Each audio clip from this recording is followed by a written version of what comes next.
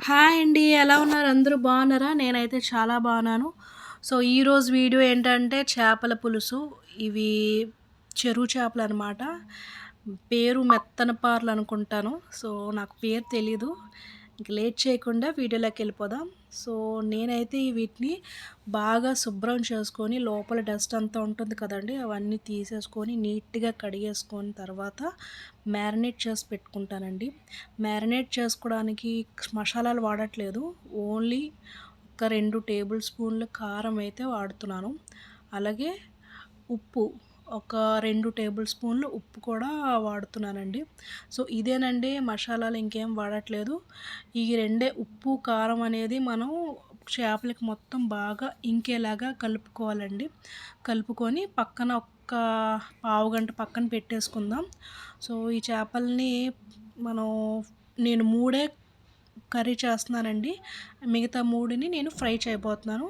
So, పులుసుకి కావాల్సినవి ఏంటంటే పెనంలో ఒక్క 3 టేబుల్ స్పూన్లు ఆయిల్ అయితే వేసుకోండి. ఆయిల్ కొంచెం ఎక్కువే వేసుకోండి. ఎందుకంటే నాన్ వెజ్‌కి ఆయిల్ ఉంటే బావుంటుంది. దాంట్లో నేను 3 పచ్చిమిర్చి అయితే వేయించుకుంటున్నాను. అలాగే ఒక పెద్ద ఉల్లిపాయ ముక్కలు కట్ చేసి పెట్టుకున్నాను కదా! సో, అవి కూడా వేసుకొని వేయించుకుంటున్నానండి. సో, ఇవి బాగా వేగాలండి. సో, ఉల్లిపాయలు బాగా వేగితే మనకి పులుసు అనేది టేస్ట్ చాలా బావుంటుంది. మీకు తెలిసిన టిప్పే కదా! ఆల్రెడీ నా ఛానల్‌లో సాల్ట్ వేస్తే తొందరగా ఉడికిపోతాయి ఉల్లిపాయలనేవి. సో, ఇందులో నేను స్ప్రింగ్ ఆనియన్స్ కూడా వేస్తున్నానండి. స్ప్రింగ్ ఆనియన్స్ మీ దగ్గరుంటే వేసుకోండి. చాలా బావుంటుందండి టేస్ట్. ఒక్కసారి ట్రై చేయండి స్ప్రింగ్ ఆనియన్స్ ఉంటే. సో, మూత పెట్టుకొని కాసేపు ఉడికించుకుందామండి. మధ్య మధ్యలో చూసుకోండి. ఎందుకంటే మాడిపోతూ ఉంటాయి కదా! సో, చూసుకోండి. సో, ఆయిల్‌లో బాగా రోస్ట్ చేసుకుందాం మనం ఉల్లిపాయల్ని. సో, ఈలోపు నేను చింతపండు జ్యూస్ ప్రిపేర్ చేసి పెట్టుకున్నాను పక్కనే. సో, అవి బాగా వేగుతున్న టైంలో నేను అల్లం వెల్లుల్లి పేస్ట్ అనేది ఒక్క టేబుల్ స్పూన్ వేసుకొని వేయించుకుంటున్నానండి. ఓన్లీ ఈ అల్లం వెల్లుల్లి పేస్ట్ అనేదే మసాలా అండి. ఇంకేమి వాడట్లేదు నేను. సో, అల్లం వెల్లుల్లి పేస్ట్ కంపల్సరీగా వేసుకోవాలి. ఎందుకంటే టేస్ట్ బావుంటుంది. సో, పసుపు అయితే కొంచెం యాడ్ చేసుకుంటున్నాను. సో, ఇవన్నీ బాగా కలుపుకొని బాగా ఫ్రై చేసుకోవాలండి.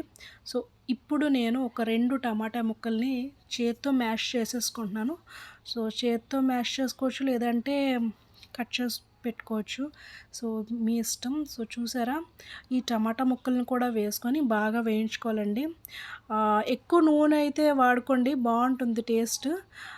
సో, మనకి టమాటాలు కూడా బాగా వేగిపోయాయి. సో, నేను ఫాస్ట్ ఫార్వర్డ్‌లో మీకు కట్ చేసి చూపిస్తున్నాను.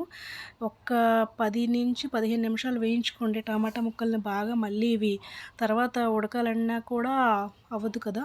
సో, ఇప్పుడు నేనైతే మ్యారినేట్ చేసి పెట్టుకున్న చేపలనైతే ఇందులో వేసుకుంటున్నానండి. సో, నేనైతే ఆహ్, గరిటేం పెట్టట్లేదండి. ఓన్లీ నేను చేత్తోటే ఆ హ్యాండిల్స్‌తో పట్టు తిప్పుతాను. సో, గరిటె ఎక్కువ పెట్టకూడదు నేను. సో, మీరు కూడా పెట్టకండి. ఎందుకంటే ఆ ముక్కలనేవి మనకి బ్రేక్ అయిపోతాయి. సో, ఇలా తిప్పుకోండి. ఇవి కొంచెం ఒకవైపు వేయాక ఇంకొక వైపు కూడా వేయించుకోండి. అప్పుడు మీరు పెట్టుకోండి గరిటెనేది. అస్తమానం పెడితే అవి బ్రేక్ అయిపోతాయండి. సో, అయిపోయింది కదా! సో, ఈ ఈ పక్క కూడా ఒక 10 నిమిషాలు వేయించుకుంటే చేపలనేవి తొందరగా వేగిపోతాయండి. మనకి ఉడకడానికే కొంచెం టైం పడుతది గానీ తొందరగా వేగిపోతాయండి. సో, ఇవన్నీ అయ్యాక కొంచెం ఇప్పుడు మనం నానబెట్టి పెట్టుకున్న చింతపండు జ్యూస్‌నైతే ఇందులో వేసుకుందాం. సో, చింతపండు జ్యూస్ అనేది ఒక్క పెద్ద నిమ్మకాయ సైజ్ అంతా అయితే సరిపోతుంది. ఎందుకంటే ఇందులో నేను వాటర్ ఎయట్లేదు. చింతపండు జ్యూస్ తోటే చేస్తున్నాను. చేపల కూర అనేది ఒక్కొక్కళ్ళు ఒక్కొక్క స్టైల్‌లో చేస్తారు. నేను ఈ స్టైల్‌లో చేస్తాను. మీకు మీరు ఏ స్టైల్‌లో చేస్తారో నాకు కమెంట్ సెక్షన్‌లో కమెంట్ చేయండి. నా రెసిపీ ఎప్పుడైనా ట్రై చేయండి. వీలైతే ట్రై చేసి చెప్పండి. సో, ఇవి బాగా కలుపుకున్నాక మూత పెట్టుకొని కాసేపు ఉడికించుకుందామండి. సో చూస్తున్నారా బాగా ఉడికిపోయింది.